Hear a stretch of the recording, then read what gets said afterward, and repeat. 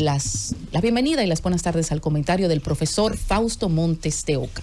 Muy buenas tardes, Isi Álvarez, buenas tardes a los amigos aquí presentes, dando la bienvenida al equipo de la mañana que está con nosotros acá en el gobierno de la tarde.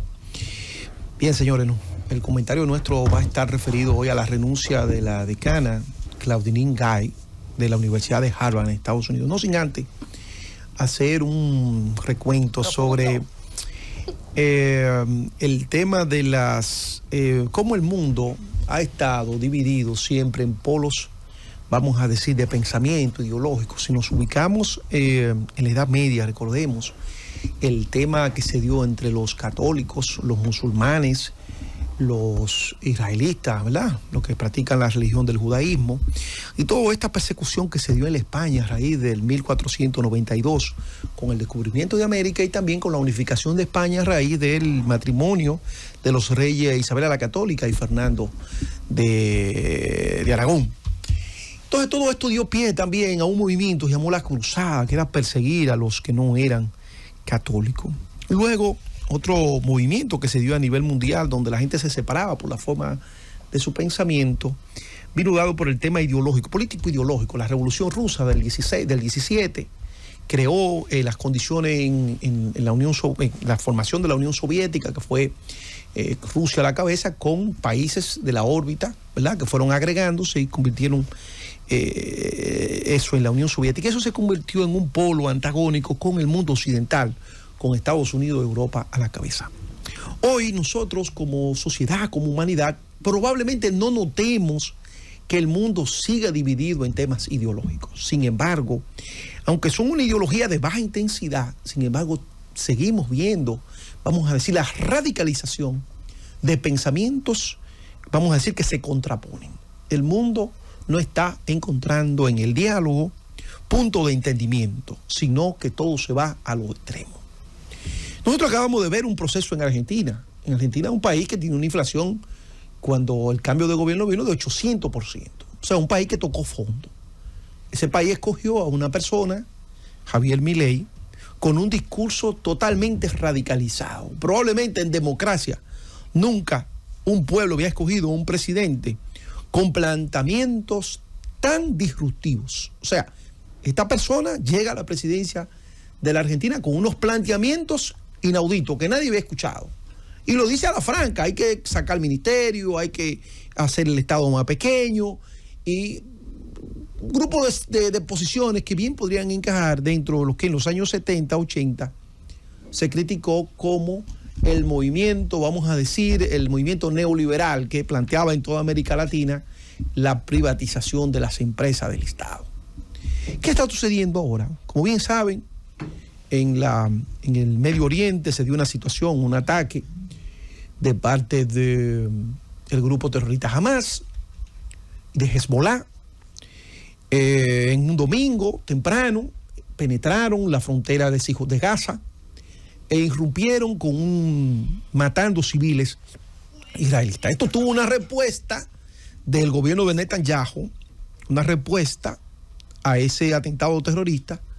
Entonces enfrentó a Palestina de una manera, según se han manifestado gobiernos y poblaciones por todo el globo terráqueo, de una manera desproporcionada. De una manera desproporcionada. Porque fue a un Estado que le cayó encima, a un conglomerado de gente que sí, ciertamente hay grupos y células terroristas, pero no estaba en la capacidad de repeler esa cantidad de artillería que recibió. Y eso generó entonces a nivel mundial la repulsa, generó, vamos a decir, de la gente, que la gente rechazara la desproporción del Estado de Israel contra la cárcel a cielo abierto más grande que hay en el mundo, que se llama Gaza. Ahí viven 2 millones de gente hacinada, pero eso no le llama la atención a nadie. Eso es, ahí puede pasar lo que sea, y ahí parece que patente de corso para hacer cualquier cosa. Ahí nadie protesta por derechos humanos, ahí nadie protesta por muerte de niños, nadie. Eso es una cosa que ahí parece ser que ahí hay carta abierta para hacer todo eso. Entonces, en ese sentido, las juventudes, que siempre han sido la voz cantante, no solamente ahora, sino en el Mayo francés de 1968, contra la guerra de Vietnam, el concierto de Woodstock, por allá por los años 70. Siempre la juventud ha sido rebelde y en ese sentido han copado todas las calles de Europa, demandando el cese de lo que está pasando en Palestina. En ese sentido, universidades de prestigio como Yale, la Universidad de Pensilvania, el Instituto de Massachusetts y la Universidad de Harvard, sus estudiantes también se han manifestado en, vamos a decir, reclamar que la comunidad internacional ponga un cese a lo que está pasando en Palestina. Bueno, en ese sentido, ustedes saben que esas universidades de alto, vamos a decir, de prestigio internacional, reciben donaciones, reciben apoyo económico, también de grupos vinculados a personas vinculadas a grandes empresarios israelíes. Entonces, esta persona, esta rectora, que es de origen haitiano, la primera mujer, la segunda mujer y la primera mujer negra en ocupar esta importante posición en la Universidad de Harvard, que es la universidad número 1 en términos de prestigio mundial, llamada Claudine Gay, recibe entonces una interpelación de la Cámara de Representantes, del área que tiene que ver con educación, de una congresista de New York, y en un tema que se le veía la agresividad de la entrevista. O sea, le hizo una pregunta que si ella rechazaba las actividades antisemitas en la Universidad de Harvard de los estudiantes, y ella refería, depende del contexto. Depende del contexto. Vuelven y le hacen la pregunta, depende del contexto. Esta legisladora, en términos airados, le dice, usted debe de renunciar a la presidencia de esa universidad. ¿Por qué ella decía depende del contexto? Porque las universidades son espacios de reflexión donde se expresan las corrientes. Entonces ella decía, no es lo mismo el discurso que la práctica. Usted desde el discurso puede manifestar su diferencia, pero no es lo mismo decir, interpreto yo, esto es mío, no es lo mismo decir te voy a matar a matarte. Entonces, más o menos en ese sentido ella hablaba dependiendo del contexto. La persona acaba de renunciar, pero miren, señores, lo que ha pasado. Esa congresista es republicana. Esos espacios de pensamiento regularmente, y más Harvard, que está en un estado liberal de la parte este de Estados Unidos, en la ciudad de Boston, esos congresistas conservadores siempre actúan más allá de la razón. Y no quiero referirlo simplemente a los congresistas conservadores, me quiero referir a todo lo político. Todo se le busca un tema ideológico. Todo se le busca un tema ideológico. Inclusive el mismo ascenso de la decana se establece que estuvo basado, ayer conversaba con una persona que estudió en Harvard y fue profesor de Harvard también, o es profesor de Harvard, y él decía en esa conversación, decía, mira, esa persona no tenía los grandes méritos para ser decana, para ser rectora de esa universidad. Entonces yo dije, bueno, ¿y a qué obedeció entonces su elección? ¿Obedeció a un tema de minoría? Le hice la pregunta. Me dice, bueno, no podría responder eso, pero en cierto modo ella no tenía la gran cantidad de publicaciones para ser merecedora de ese, vamos a decir, de ese reconocimiento, de ser rectora de la principal universidad del mundo, la Universidad de Harvard. Pero ¿a qué es lo que yo quiero apuntar? A lo que yo quiero apuntar es que el mundo, señores, vive en una especie permanente de una lucha ideológica que nosotros no lo observamos porque es muy sutil. Pero fíjense que siempre nosotros estamos buscando las puntas. Ustedes recuerdan hace poco lo que pasó en el colegio Babeque. Lo mismo. Una situación que pudo ser resuelta, abordada dentro del claustro académico y como tal se resolvió. Eso trascendió y generó una bulla y la vaina de genio y una verdadera locura. Nosotros estamos envueltos en una situación que ya las cosas no se pueden abordar de manera racional, sino que todo cae dentro de un campo ideológico. A esta señora acaba de renunciar y comenzaron a circular un paquete de situaciones, que renunció porque su trabajo de investigación doctoral estaba contaminado de plagio. Bueno, el plagio, señores, eso es una cosa que eso no es fácil de encontrarlo. ¿Por qué? Porque el plagio puede darse perfectamente por una falla metodológica en un tema de una citación que usted haga, de una cita de un autor que usted está colocando dentro de su investigación. A lo que voy es, ya la quieren descalificar. Ya ella llegó, ella no solamente brincó a ser rectora de nada, ella viene de la facultad más importante y la más grande que hay en Harvard, que es la Facultad de Artes.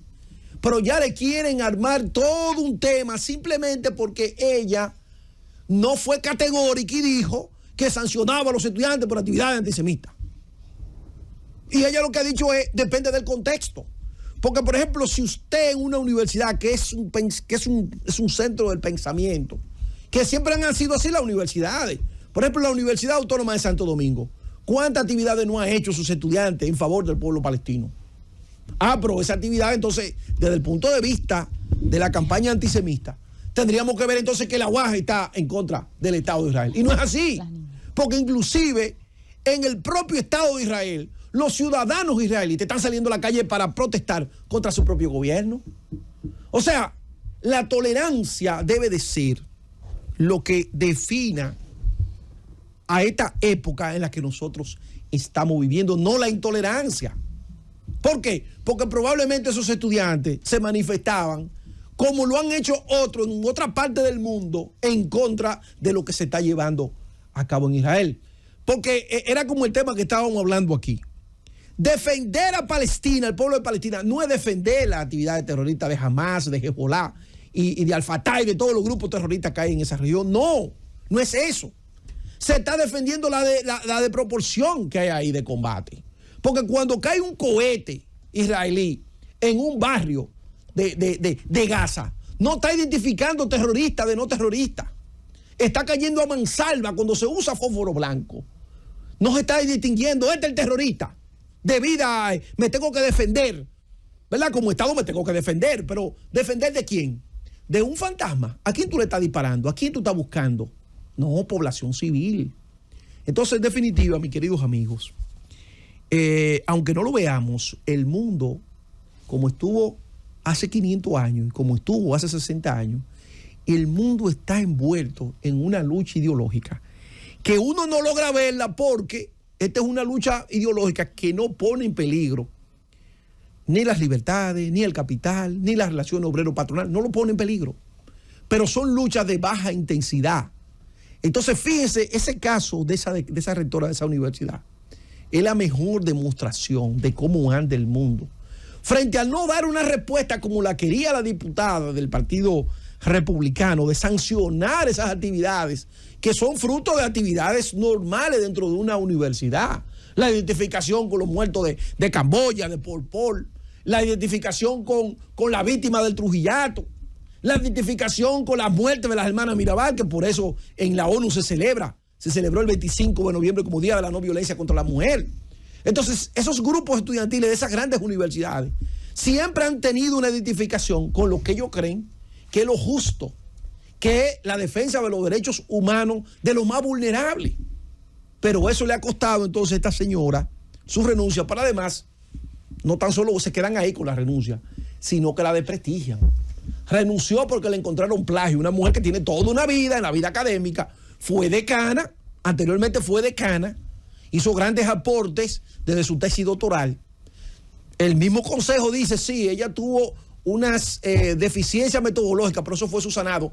Ese nivel de deficiencia no la hace pasible de que pueda considerarse como que plagió su trabajo de investigación. Pese a todo esto, entonces, hacen que esa persona tenga que renunciar. Al final del día, a uno le queda la sensación que lo del plagio, el supuesto plagio, no es más que una excusa para entender que hasta en Estados Unidos la intolerancia también se impone. En un centro de pensamiento como Harvard, que desde siempre ha sido un espacio para el libre pensamiento. Francis.